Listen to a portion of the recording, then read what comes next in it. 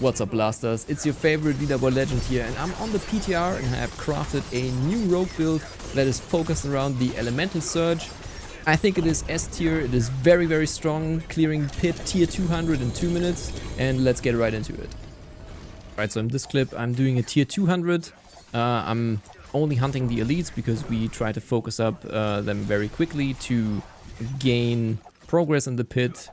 And for that I usually engage them with Shadow Step or Dash, immediately drop Caltrops below them, and then daze them with Smoke Grenade to gain all the damage multipliers and all the damage bonuses that we get.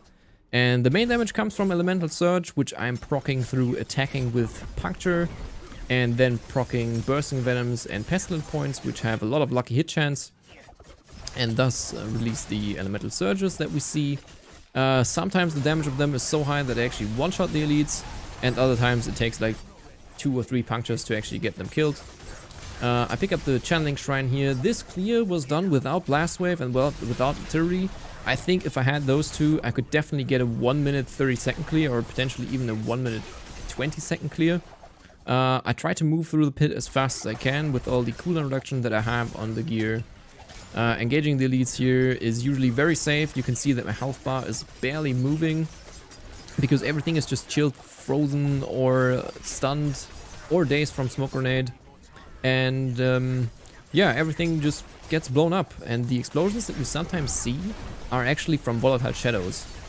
These proc whenever I get a Dark Shroud stack removed. And these release Shadow Imbuements. And those Shadow Imbuements have lucky hit chance, so these can proc the Elemental Surges as well. So that's how we get the AoE in our build, and it's very important to use Volatile Shadows, even though it does not seem like a great aspect. In this particular build, it is very, very strong. And yeah, basically already about to summon the boss here, just smashing through it super quickly. With the Lethal Shrine, I was able to get them down quite fast.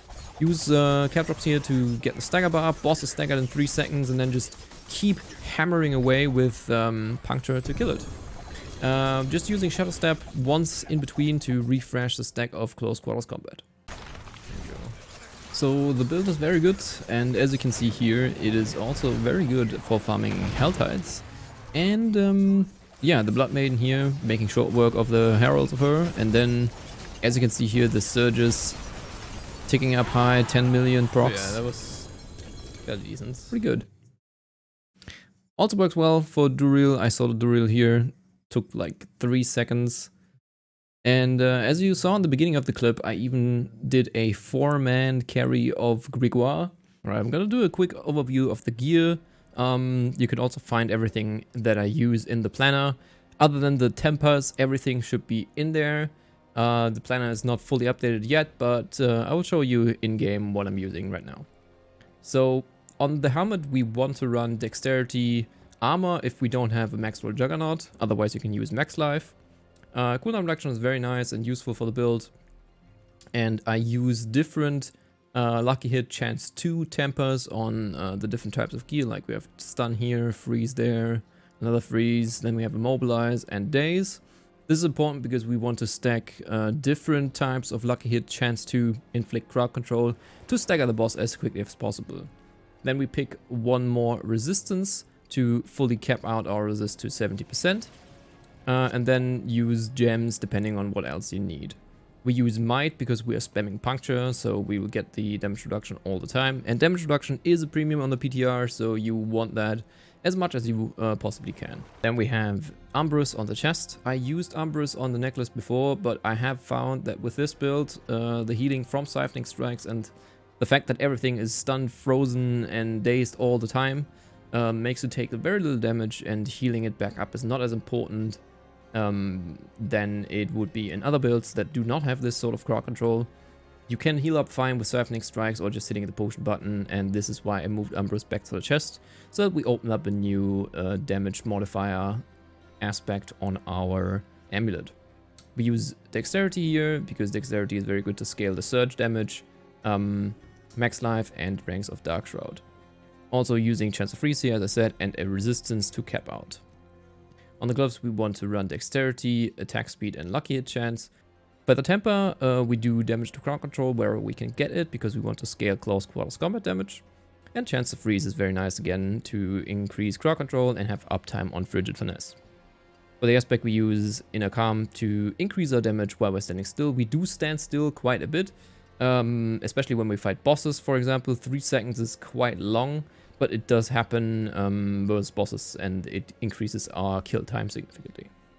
Then we have pants with dexterity, max life and dodge chance, and dodge temper, because we want to get all the dodge chance that we can, and the max life health pool to further increase that. Then we use Juggernaut to cap out our armor to 60,900. The armor cap for tier 100 pit is 16,400, so slightly above that here, but with a max roll Juggernaut and no armor roll on the helmet, we would just reach it if we tweak the Paragon a little bit. So being a bit above is just fine. On the boots, we want attacks reduce evade cooldown, because that is very good, because we are attacking with Puncture all the time, so we get our evade back quickly. Dexterity again to boost damage, movement speed to make capping out to 200 easier, and a dodge chance. And we want to use Hectic here to reduce the cooldown of Death Trap that we use to pull enemies. We want Dexterity here, max life for more sustain, and attack speed. We use damage to crowd against crowd controlled enemies again to boost our close quarters combat. And the most important thing here is the lucky hit chance to deal physical damage. You could also use poison damage, but physical damage is very good to scale with glyphs like Pride or Chip. And this is the main thing that increases our damage, or like deals the main portion of our damage. And we proc this all the time because we have a lot of lucky hit chance and more punctures coming out. Bursting Venoms has lucky hit chance as well, so that procs it as well. And it's very strong. You can see up to 15 million ticks from this, and it's very crazy and very strong. And we use Rapid on the crossbow just to gain the maximum amount of attack speed that we can get.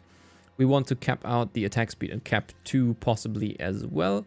Rapid is in cap 2 as opposed to the attack speed that rolls on gear itself. The gems we use damage to crowd controlled, because that further increases our close quarters combat damage.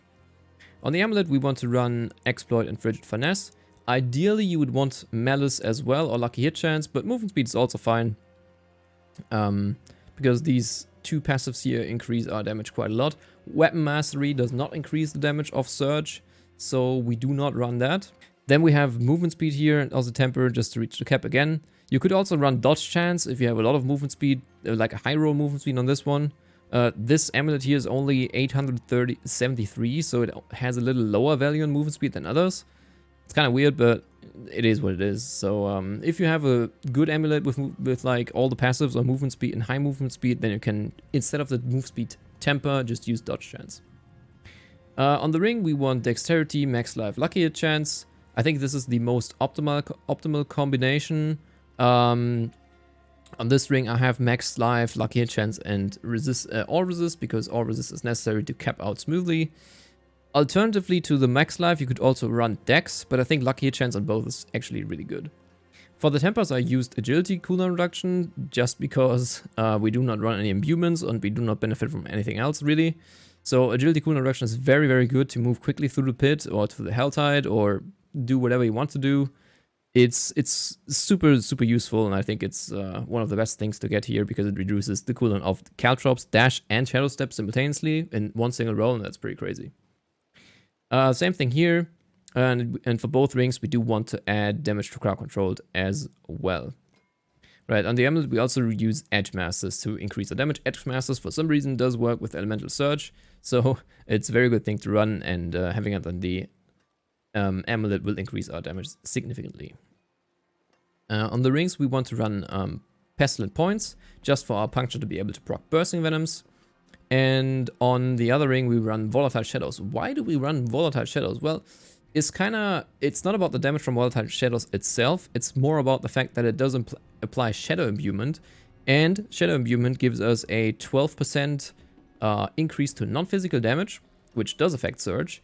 And the good thing about this is Shadow Imbuement also has lucky hit chance. So the explosion from Volatile Shadows can proc Surge. And yeah, that's just pretty crazy for AoE clear. You will see that in the part where I run the pit. Then we also have our daggers here. We do run daggers because they attack faster, and crit strike damage from swords does not help Surge at all, and Surge is also not dependent on weapon damage, so we do not benefit from swords in any case. That is why we run daggers. We run dexterity, maximum life, and the third roll is sort of open. You can either use vulnerable damage, flat damage, or attack speed, depending on what kind you're missing. Right, we use damage to crowd control to boost close quarters combat, and on one dagger we run an additional surge, and now it's the important part. The surges cannot be of the same type.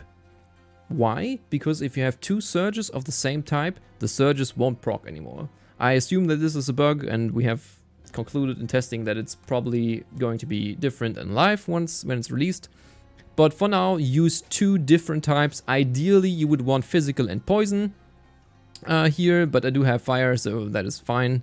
Why physical and poison? Because they're in two different elements rotations, and you could boost poison damage through the Deadly Venom's passive. So these are the options you would be having here.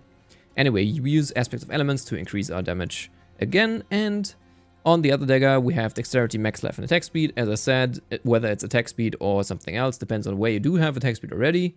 And the most important temper here is the chance for puncture to projectiles to cast twice. This is very, very strong because that means you basically double your lucky hit chance, or like increase it by the amount that the puncture has a chance to be duplicated.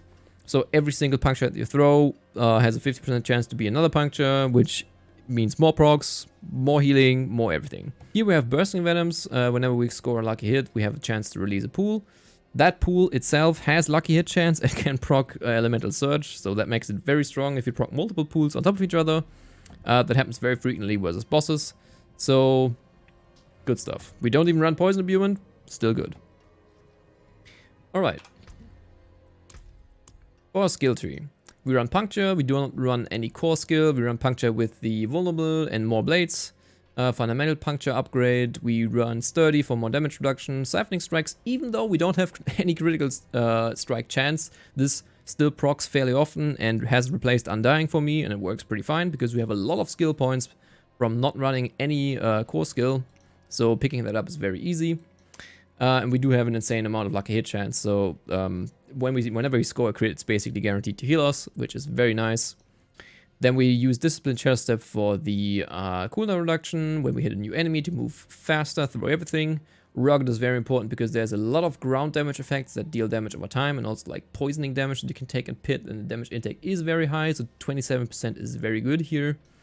Caltrops with the chill upgrade. The Caltrops damage increase is something we want to use versus tough elites or bosses specifically. It does work on bosses now. It's very good. You pre-place it when you enter the boss room, and then you just whack at the boss, and the boss is basically dead before Caltrops runs out, which is absolutely amazing, so good thing to use here. Dash without any upgrades because we do not benefit from enhanced dash at all. And then we use Smoke Grenade to further increase our damage by 25% and daze enemies that may be in the distance. If there's like dangerous ranged mobs, you just daze them with Smoke Grenade because it's going to be back up immediately again. Due to the Countering Smoke Grenade upgrade, and the 25% also does work on bosses, so remember to toss it on bosses as well. Agile, we use cooldowns all the time, we get more dodge chance, very nice. Dark Shroud is very good. I have ranks of Dark Shroud on the chest to increase our damage reduction overall. This is very strong because damage reduction has become a real premium in the PTR, because we don't have any damage reduction rolls on our gear anymore. So we run high ranks of Dark Shroud, and with high dodge chance, these Dark Shroud stacks stay up very long, which also means that we will be at a high value of damage reduction basically all the time. Then we use the chance that Dark Shroud is not consumed, and either we use the movement speed or the crit strike chance. It basically does not matter depending on what you prefer.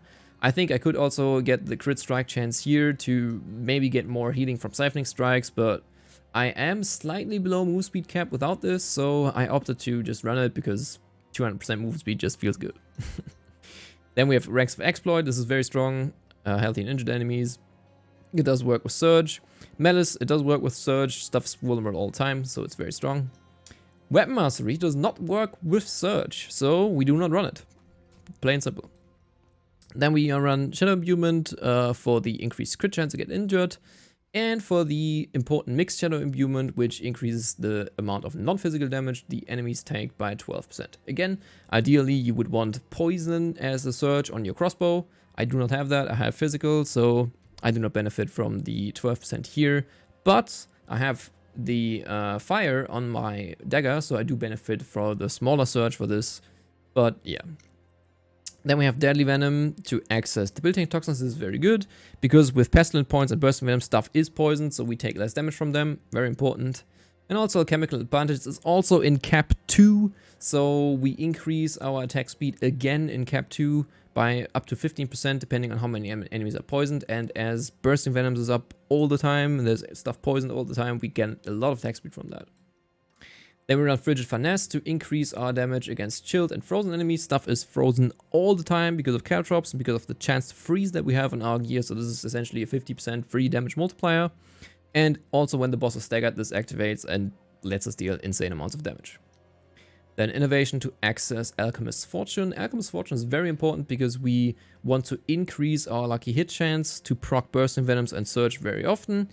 Non-physical damage is any damage that we deal with Pestilent Points or with Shadow Imbuement or with Bursting Venom. So this is another insane proc for lucky hit chance and for the surge, so good to pick that up. Death Trap with the pull upgrade and the cooldown reduction upgrade. We run Preparation. Yes, this is a Preparation build. Insane. It's not combo.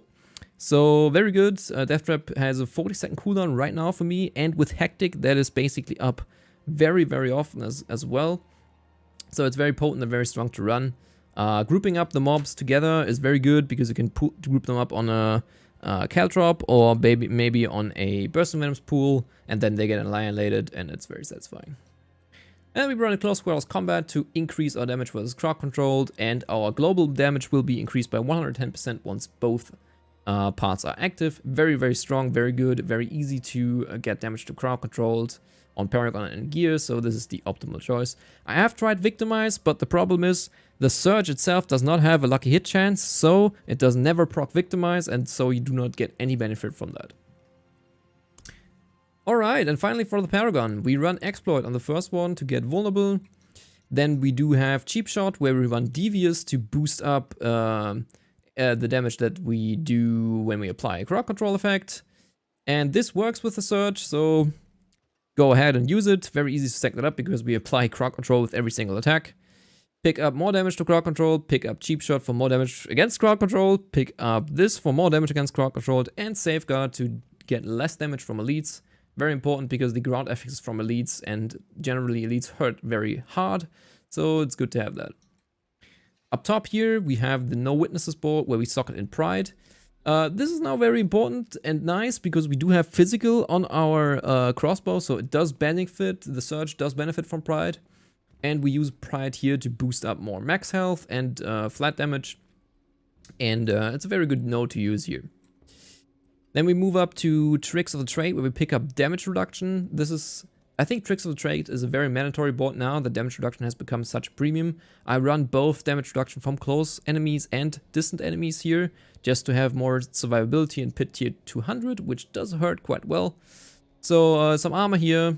We run Turf to increase our damage reduction against close enemies again, and deal damage to close enemies. Not the biggest damage multiplier or damage addition here, as I said, but it does grant us a lot of damage reduction, and that is a premium, so we want that everywhere. Damage to elites is also very handy.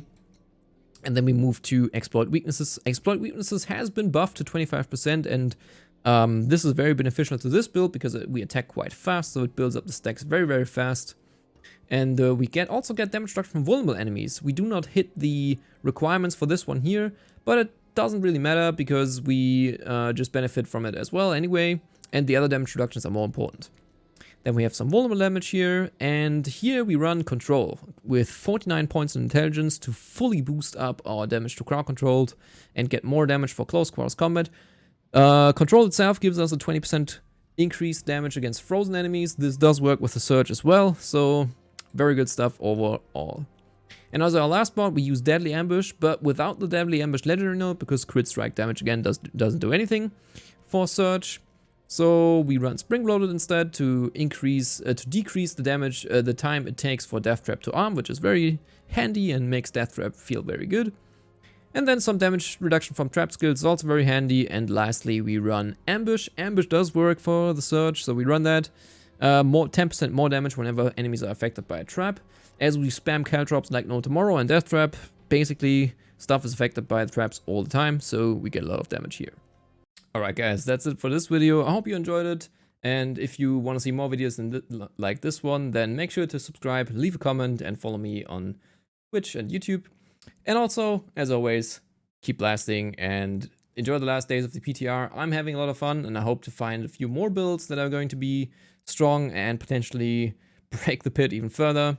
I think Surge Rogue is very, very good in terms of its performance. It has been better performing than Twisting Blades for me, and even slightly better than Rapid Fire. So I think we have a good S tier build on our hands here, and yeah, have fun with it, and I'll see you guys in the next one.